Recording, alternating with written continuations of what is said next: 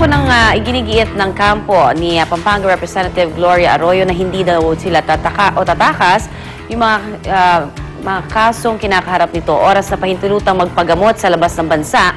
Lumutang naman po ang impormasyong may passport umano ang dating Pangulo sa Dominican Republic. Bahagi mo nito ng paghahanap ng political asylum ni Arroyo sa gitna ng mga kasong ibinabato sa kanya. Ano nga ba ang political asylum at paano ba ito makukuha? Yan po ang aalamin natin kasama ang ating kapuso sa batas. Walang iba kundi si Attorney Gabby Concepcion. Good morning, Attorney. Good morning din sa iyo, Connie. Oo. Syempre, bagong lahat, syempre, alamin muna natin, ano ba yung political asylum na yan? Well, yung political asylum, isang karapatang pantao na yung isang tao, halimbawa, pwede siyang humingi ng tulong o proteksyon sa ibang bansa.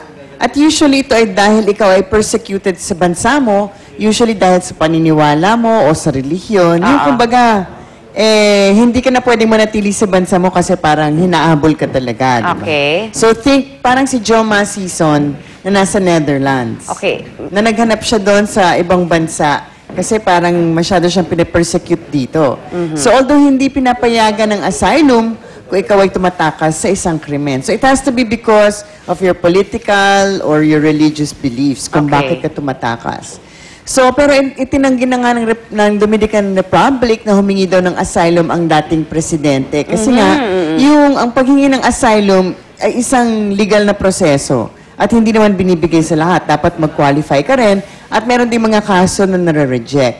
Although, kung ikaw ay isang tao na gustong umalis ng bansa, at halimbawa, hindi ka naman katulad ni Ramona Revilla na kasal sa isang Turkish national at isang legal resident ng Turkey, ang isang paraan o option na kung hindi ka naman pwedeng humingi ng political asylum, humingi ka ng residency o maging citizen ng ibang bansa. Okay. At base din naman, kaya nga baka yung tanong ng DOJ na humingi ba ng political asylum ang dating presidente namin, baka mali ang tanong kasi baka hindi naman siya humihingi ng asylum.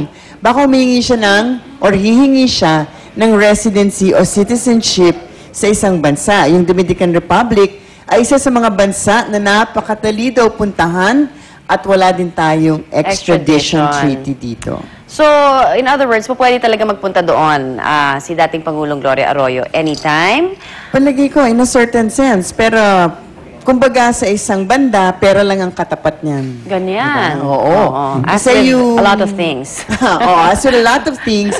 Although yung citizenship, kasi kung sa Pilipinas ka magpunta, medyo mahihirapan ka. Because there's a process para maging naturalized citizen.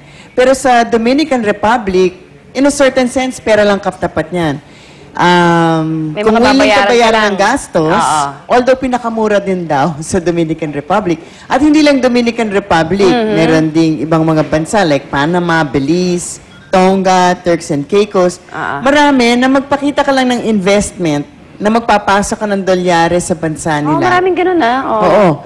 At willing kang bayaran ng cost para lakarin ng papeles, tatanggapin ka with open arms. Yeah. At sa kanwari sa Dominican investment, wala nga daw required minimum investment. Kailangan mong punta doon, mag-apply for residency, at within a year, you can get your Dominican Republic passport as a citizen. So, hindi niya kailangan mag-apply for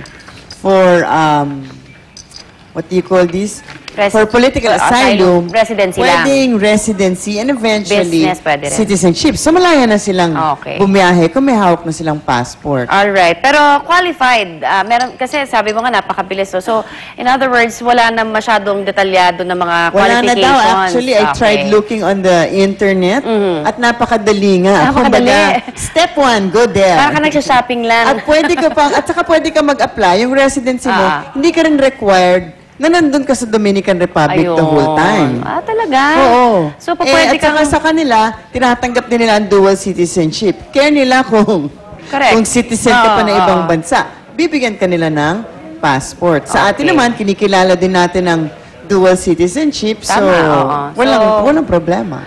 Alright, so may natutunan na naman po tayo. Hopefully, hindi natuto yung mga may criminal na pag-iisip. Para you know, meron I silang would like lusot. to think, a lot of people with all their resources, parang totoo one din naman step yan. ahead, di ba? So, That's yun right. lang. Alright, sigurado ako marami na lang po tayong napulot na impormasyong legal sa ating diskusyon this morning. Kaya magpapasalamat na tayo kay Attorney Gabby for all the tips. Walang ano man at sana nga hindi naman magkaroon ng brilliant idea yung mga ibang may tao, krimen. di ba? Okay. Thank you, Attorney. At ngayon naman, puntahan na po natin ang unang balita.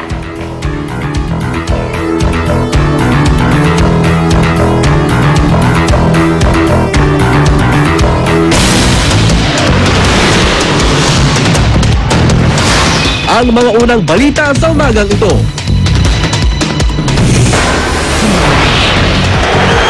And still, WBO welterweight champion of the world, the Fighting Ground. Pambansang kamao Manny Pacquiao na idepensa ang WBO welterweight title matapos manalo kontra kay Juan Manuel Marquez via majority decision.